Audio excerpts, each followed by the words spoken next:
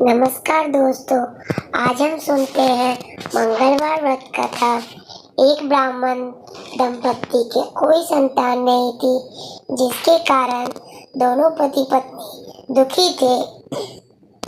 वह ब्राह्मण हनुमान जी की पूजा हेतु वन चला गया।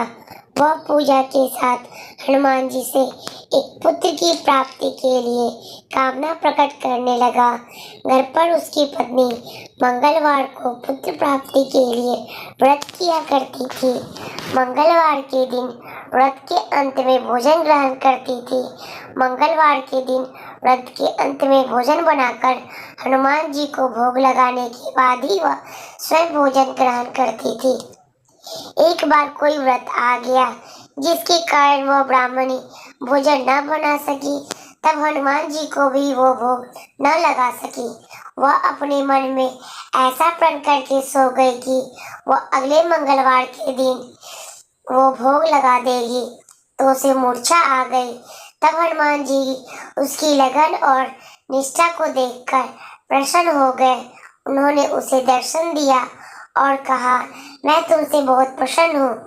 मैं तुमको एक सुंदर बालक देता हूँ, जो तेरी सेवा किया करेगा। हनुमान जी बाल रूप में उसको दर्शन देकर अंतर्धान हो गए। सुंदर बालक पाकर ब्राह्मणी बहुत प्रसन्न हुई। ब्राह्मणी ने बालक का नाम मंगल रखा। कुछ समय के बाद ब्राह्मण वन से लौटकर आया। प्रसन्नचित्त सुंदर बालक को घर में खेलता देखकर पत्नी से बोला, यह कौन है? पत्नी ने कहा, मंगलवार के व्रत से प्रसन्न होकर हनुमान जी ने दर्शन देकर मुझे बालक दिया है। पत्नी की बात छल से भरी जानकर उसने सोचा, यह उल्टा व्यभिचारिणी अपनी कुत्सिता छुपाने के लिए बात बना रही है। एक दिन उसका पति कुएं में पानी भरने चला गया, तो पत्नी ने कहा, मंगल को भी साथ ले जाओ।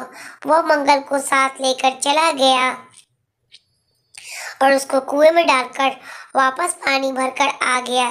तब पत्नी ने पूछा, मंगल कहाँ है? तभी मंगल मुस्कुराता हुआ घर आ गया।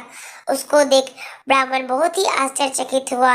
रात्रि को हनुमान जी ने उसको स्वप्न में कहा, यह बालक मैंने दिया है, तुम अपनी पत्नी को उल्टा क्यों कहते हो? पति यह जानकर बहुत खुश हुआ।